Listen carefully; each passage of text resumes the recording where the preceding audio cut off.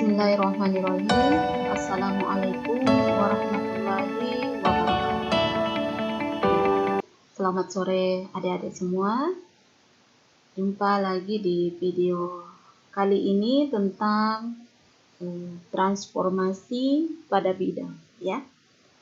Namun sebelumnya, ya, kita perlu mengingat kembali tentang pembahasan fungsi pada pekan lalu yang telah dibahas, ya. Jadi untuk pemetaan atau fungsi F dari himpunan A ke himpunan B adalah suatu hubungan yang memasangkan setiap unsur di A dengan tepat satu unsur di B. Jika A elemen A dan pasangannya B elemen B, maka ditulis FA itu sama dengan B. Ini berarti bahwa B itu adalah peta dari A oleh F, dan sebaliknya A disebut prapeta B. Ya. Jadi kalau FA sama dengan B, maka B dinamakan peta oleh A, kemudian A disebut prapeta oleh B. Ya. Jadi kemudian himpunan A disebut daerah asal dan himpunan B disebut daerah kawan. Himpunan bagian B yang setiap unsurnya merupakan peta unsur-unsur A itu disebut hasil pemetaan atau biasa disebut dengan range atau daerah hasil. Ya, kalau daerah asal itu dinamakan domain, kalau daerah kawan itu dinamakan kodomain, sedangkan daerah hasil dinamakan range. Ya. Nah, contohnya yang ini ya. Jadi yang dinyatakan bahwa A itu adalah peta, ya. A itu adalah prapeta dari B, ya. Ini A, sedangkan ini B. Jadi ini A itu dinamakan prapeta dari B, ya. Sedangkan B itu adalah peta dari A, ya. Jadi kenapa dari? Karena dia memang A-nya itu adalah domain atau daerah asal, ya. Kemudian selanjutnya, ya. Pemetaan atau fungsi itu ada 3. Kemarin kita sudah belajar. Yang pertama itu adalah surjektif, injektif, dan bijektif. Jadi surjektif atau biasa disebut dengan onto atau fungsi pada. Nah, dikatakan surjektif apabila setiap elemen B itu adalah elemen B, ya. Setiap B itu adalah elemen B, terdapat A elemen A. Sedemikian sehingga FA itu adalah sama dengan B. Artinya setiap unsur B mempunyai prapeta. Jadi coba perhatikan gambar B, ya. Gambar B. Di gambar B ini itu merupakan surjektif karena setiap unsur atau himpunan B itu memiliki prapeta di A. Jadi tidak ada ceritanya ini yang jomblo, ya. Semuanya punya pasangan di A. Nah, itu kalau surjektif, ya. Jadi semua himpunan B itu memiliki pasangan di A. Sama dengan C. C juga itu adalah surjektif, ya. Tetapi pada gambar A dia bukan surjektif. Kenapa? Karena ada satu yang jomblo, anggota B, ya. Yaitu B3. Ya, jadi dia bukan surjektif. Nah, kemudian yang kedua adalah pemetaan disebut injektif atau fungsi satu-satu jika unsur sebarang A1, A2 itu elemen A dengan A1 tidak sama dengan A2 dan FA1 itu sama dengan B1 dan FA2 sama dengan B2. Maka B1 tidak sama dengan B2, ya. Dengan kata lain FA1 sama dengan FA2. Nah, di sini ini dinamakan fungsi satu-satu atau injektif. Karena A1, ya, semua elemen elemen domainnya itu memiliki pasangan di B.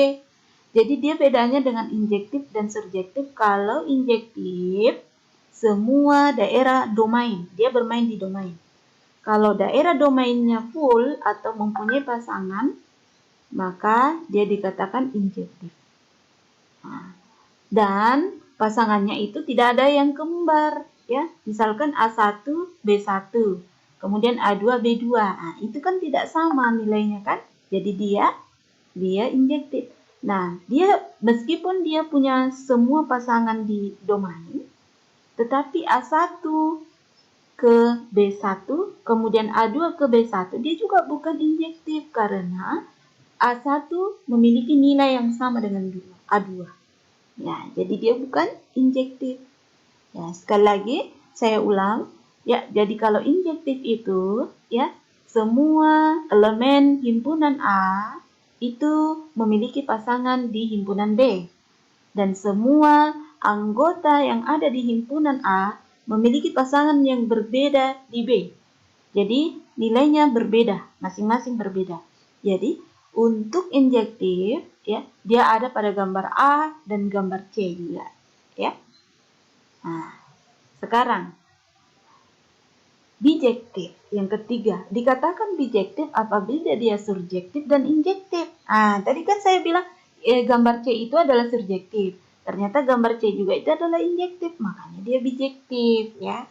Jadi dia kalau bijektif dua-duanya ya. Oke. Nah, kemudian kita masuk di transformasi pada bidang ya. Jadi saya rasa untuk fungsi kemarin itu sudah paham ya. Jadi saya cuma menggambarkan sedikit tentang fungsi hari ini ya. Jadi transformasi pada bidang ya. Transformasi pada bidang ya, definisi. Dikatakan transformasi pada bidang V adalah pemetaan ada V yang bijektif. Jadi kalau dia transformasi pada bidang V, berarti relasi atau fungsi ada V yang bijektif. Bijektif itu artinya bahwa dia memenuhi dua syarat, yaitu injektif dan surjektif. Contohnya, misalkan A elemen V. V itu adalah sebuah bidang. V. Jadi misalkan A itu elemen V, terdapat relasi T, V ke V yang didefinisikan oleh ya. Jadi ada dua definisi. Nah, TA itu sama dengan A, ya. Kemudian B, jika P tidak sama dengan A, maka TP itu sama dengan Q. Dengan Q titik tengah dari garis AP. Periksa apakah T suatu transformasi, ya. Nah, jadi ceritanya ini ada dua syarat, ya. Ada dua syarat atau ada dua definisi di sini. Nah, kita disuruh periksa apakah T-nya itu adalah sebuah transformasi atau tidak. Nah, jadi yang pertama, dari A, jelas bahwa A memiliki peta, yaitu A itu sendiri. Ya. Jadi, untuk TA itu sama dengan A. Nah, ini kan, TA ini kan kalau kita baca, dia itu bacanya adalah A. A adalah peta dari A, dan A itu adalah prapeta dari A. Sehingga kenapa kemudian di sini saya langsung mengatakan bahwa A itu memiliki peta, yaitu A itu sendiri, ya, karena dia peta dan prapeta pada dirinya sendiri. Jadi kalau seperti ini ya. Nah, kemudian kita melaju ke B, ya. B, ambil sebaran titik R tidak sama dengan A. Jadi di sini dengan R elemen V, maka pada satu garis yang sama, maka ada satu garis yang sama melalui A dan R. Nah, di mana garis A sehingga terdapat dengan tunggal S. Dengan S adalah titik antara A dan R. Sehingga garis AS itu sama dengan garis SR. Nah, jadi biasanya kalau kita mempelajari geometri itu harus ada gambar ya, agar pemikiran kita itu terfokus pada ada gambar, ada media yang kita lihat ya. Itu kalau bidang ruang ya. Jadi kalau cuman saya sebutkan seperti ini pasti kalian bingung ya. Jadi di sini saya menggambarkan bahwa yang dimaksud ambil sebaran titik R ya. Di sini ada titik R.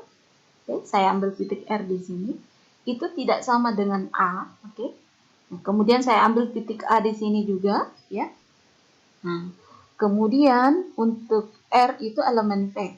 Jadi ini anggap sebagai bidang V ya. Maka ada satu garis yang melalui A dan R.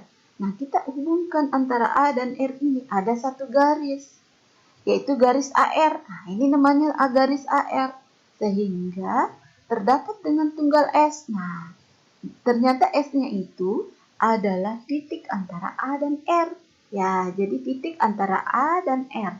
Nah, sehingga dikatakan bahwa garis AS ya itu adalah SR. Oke? Nah, seperti itu. Kemudian, nah begini caranya untuk membuktikan definisi ini kan. Nah, definisi ini. Jadi, sampai sini kita sudah menggambarkan, oh ternyata seperti ini dia maksud. Nah, sekarang setelah kita mendefinisikan bahwa oh ternyata seperti ini. Nah, kita akan menunjukkan bahwa apakah T itu transformasi ya atau tidak ya. Nah, tadi dikatakan transformasi jika T itu bijektif, yaitu surjektif dan injektif. Oke. Nah, sekarang akan ditunjukkan T surjektif ya.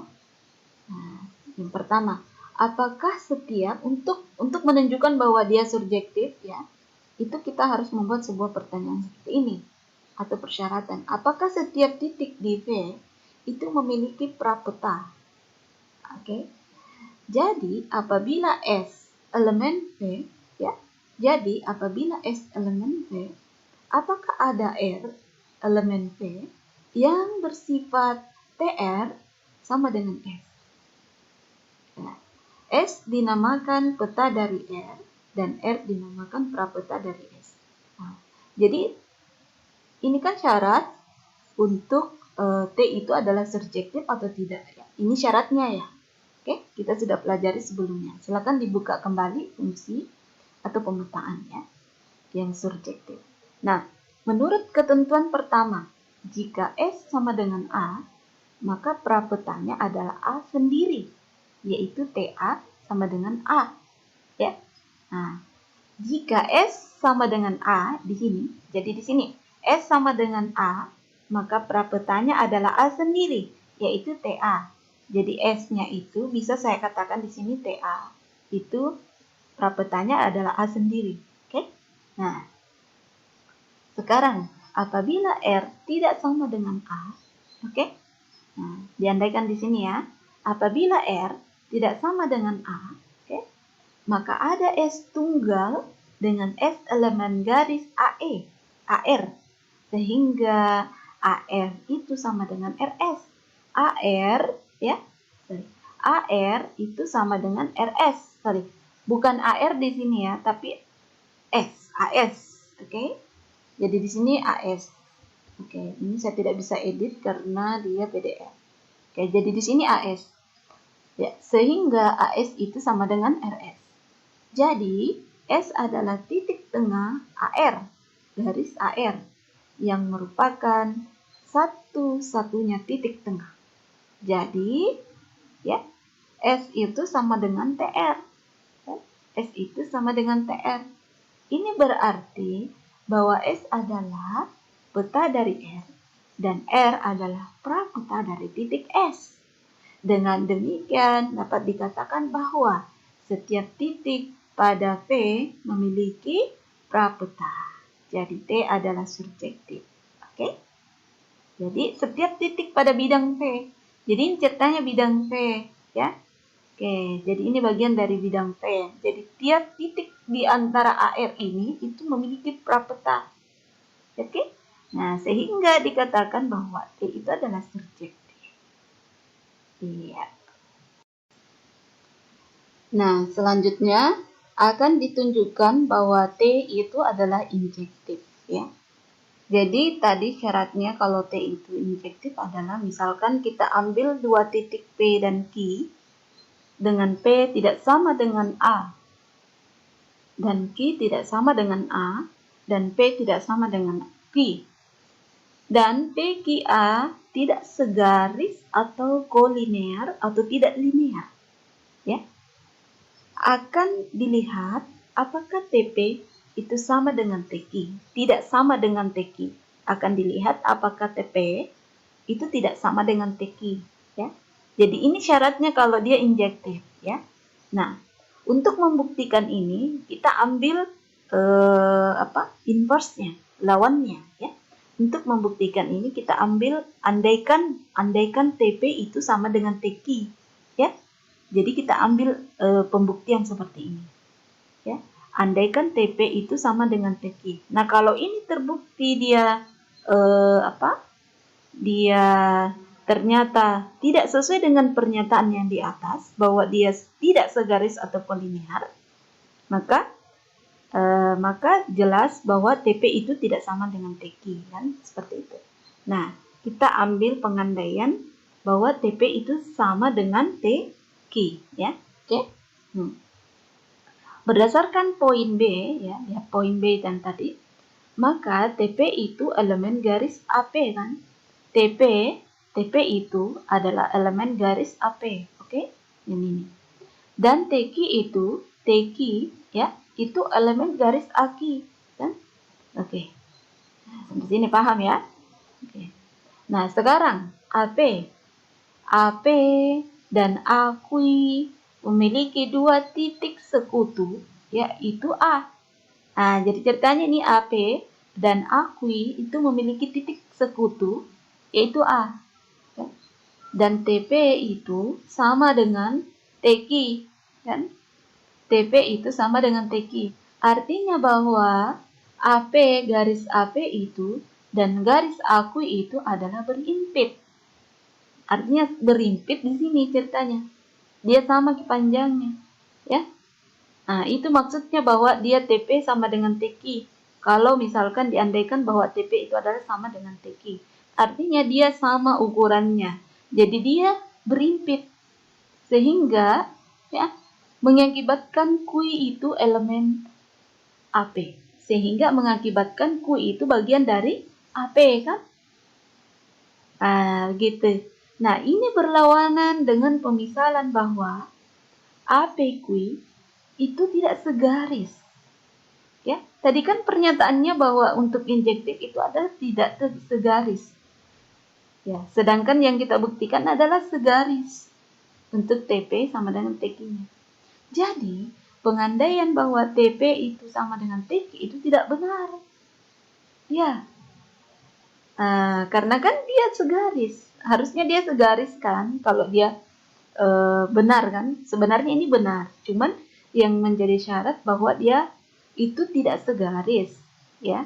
Sehingga tidak benar, ya. Pengandaian bahwa TP sama dengan TQ itu tidak benar, sehingga harus syaratnya adalah TP itu tidak sama dengan TQ.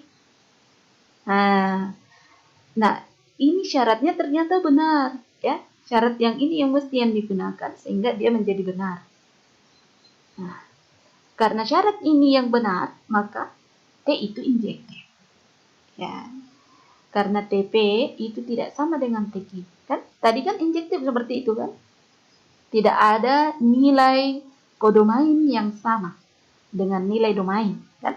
Begitupun dengan sebaliknya. Tidak ada nilai domain yang sama dengan kodomain. Itu kalau injektif, ya.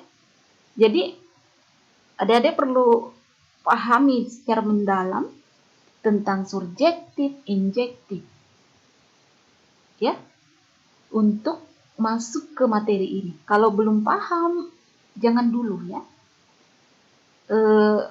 Pahami dulu apa itu injektif, ya. Seperti apa bentuknya, seperti apa persamaannya, seperti apa definisinya. Baru kemudian kalian bisa memahami ini secara keseluruhan, ya. Karena ini syarat untuk injektif dan surjektifnya itu harus benar-benar dipahami secara mendalam, ya. Itu saran saya. Oke, agar transformasi geometri ini kalian bisa tahu, ya. Ya, karena ini butuh analisis yang memang membutuhkan dasar-dasar tentang fungsi, ya, terutama macam-macam fungsi bijektif dan injektif dan surjektif. Itu yang harus kita pahami sebelum melangkah ke geometri transformasi pada bidang, kan? Itu. Jadi itu saran saya, ya. Jadi harap untuk materi fungsi kemarin itu harus dipahami benar-benar agar pembelajaran mengenai transformasi geometri, transformasi pada bidang itu bisa dipahami secara keseluruhan. Tidak hanya tidak hanya membaca saja, tetapi memahami maksud dari apa yang disampaikan, ya, apa yang tertulis, ya, seperti itu. Oke. Nah, itu saran saya, ya, karena ini sistem online, saya harap adik-adik semua banyak membaca, ya, boleh mengambil literatur atau sumber-sumber dari YouTube yang lain, ya, terutama penjelasan mengenai subjektif injektif, agar kalian lebih paham lagi. Oke, nah selanjutnya kita lanjut di contoh kedua, ya. Oke. Diketahui suatu bidang V, misalkan T adalah padanan yang mengaitkan setiap titik P dengan P bintang yang letaknya satu satuan dari P dengan arah sumbu X positif. Jadi ceritanya ini titik P dengan P bintang yang letaknya satu satuan. Jadi dia ceritanya kalau kita di penjumlahan itu dia bertambah satu, kan? Seperti itu. Ya, paham ya? Nah, selidiki apakah T suatu transformasi. Nah, ceritanya ini kita akan selidiki bahwa apakah T ini adalah transformasi. Nah, syarat transformasi tadi itu adalah bijektif, kan? Nah, oke. Kalian sudah paham, kan? Kalau ada pertanyaan seperti ini, apakah T suatu transformasi? Maka pembuktiannya pasti lari ke injektif dan subjektif, ya. Oke. Nah, sekarang cara menyelesaikan itu kita gambar dulu, ya. Oke, kita gambar.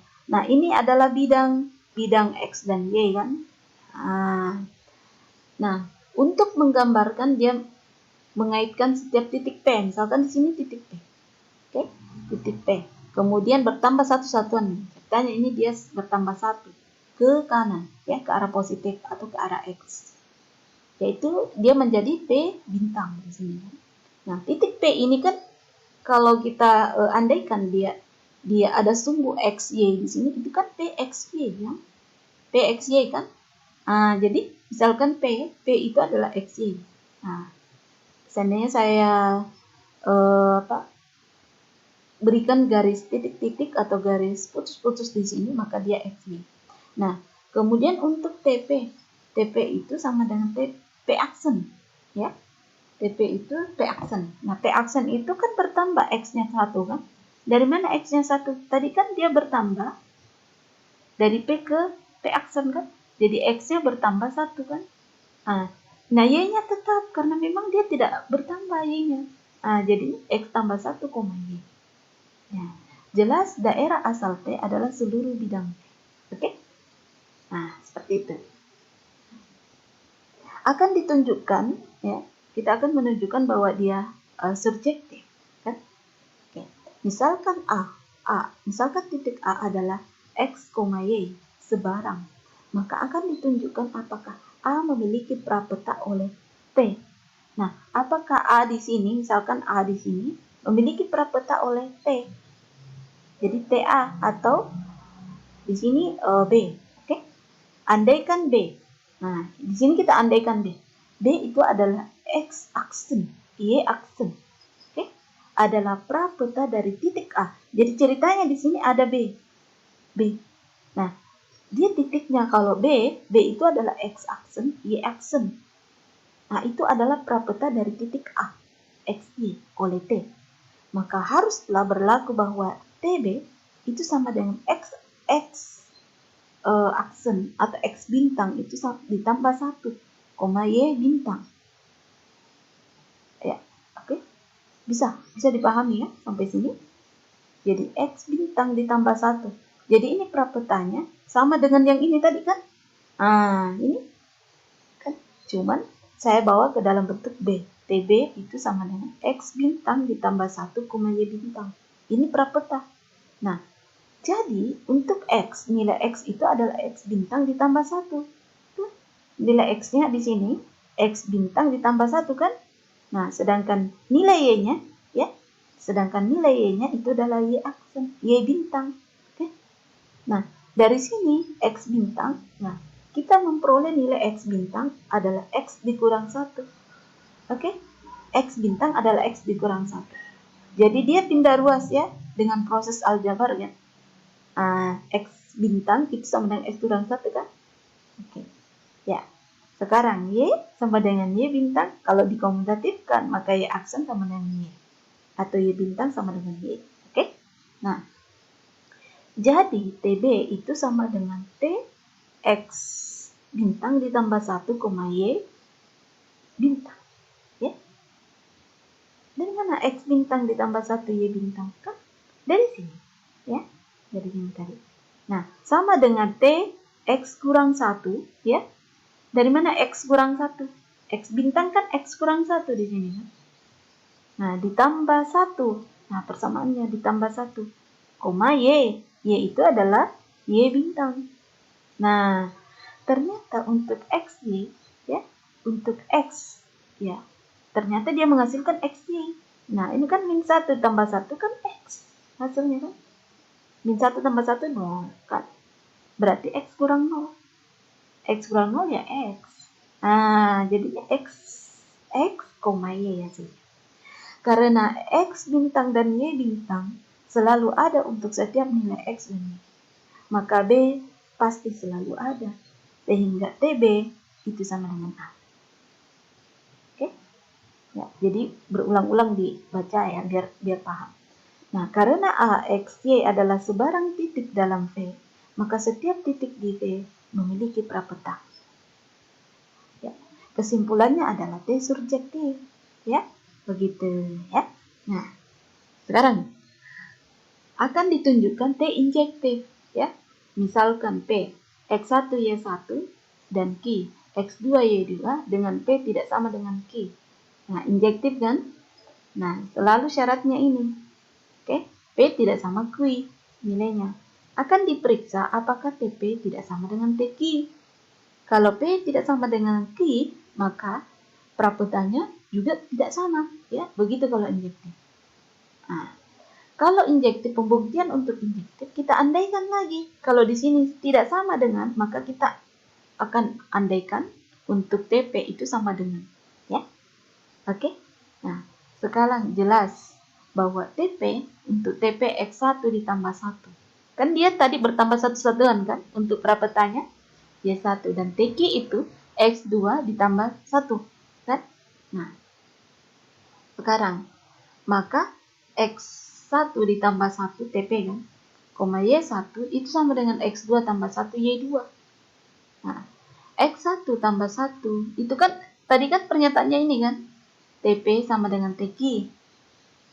Ya, jadinya X1 tambah 1 itu sama dengan X2 tambah 1 dan Y1 sama dengan Y2. Sehingga X1 sama dengan X2 dan Y1 sama dengan Y2. Artinya bahwa P sama dengan Q.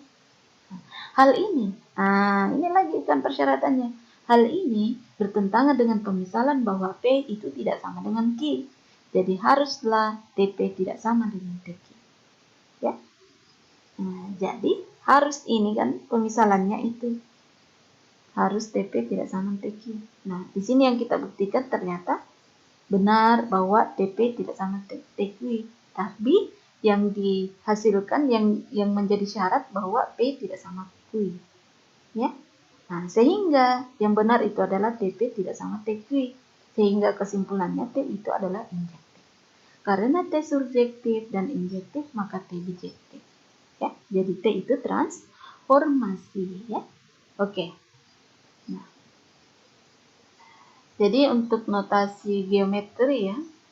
Jadi untuk notasi geometri itu beberapa notasi geometri ya perlu kalian pahami. Ya, jadi ada 9 untuk notasi geometri. Ya. Jadi ada 9 untuk notasi geometri. Ya, yang pertama itu adalah garis AB adalah sebuah garis tunggal yang ditentukan oleh dua titik A dan B ya. Nah, jadi ini semua notasi geometri. Ya, kalian boleh